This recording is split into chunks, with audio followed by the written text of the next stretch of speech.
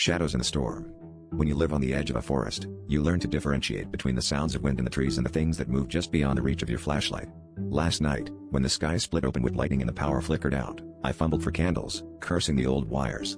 But as I struck the match, I caught a glimpse of something shifting outside, shadows flitting between the trees, too swift and deliberate to be branches swaying. I tried to convince myself it was just my nerves, but deep down, I knew the dark was never empty here.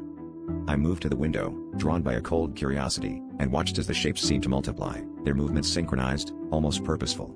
My phone's flashlight barely pierced the gloom, but in those brief, shuddering beams, I saw eyes reflecting back at me, dozens, maybe more.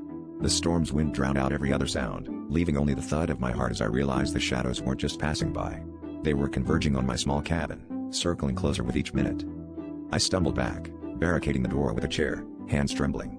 The candlelight flickered as the wind rattled the window panes, and the silhouettes pressed up against the glass, thin limbs scraping in unnatural patterns. I dialed for help, but the storm had killed the signal, leaving me with nothing but the sensation of being watched, surrounded, studied. I whispered hollow reassurances to myself, listening as the scraping became a tapping, then a relentless drumming, like hundreds of fingers begging for entry. Then, just as suddenly as it had begun, the storm died, plunging everything into an unnatural stillness. The shadows melted away from the glass, vanishing into the receding mist. Relief washed over me until, in the sudden silence, I heard the unmistakable creak of a floorboard behind me, inside the cabin. That's when I realized I had never heard the door open.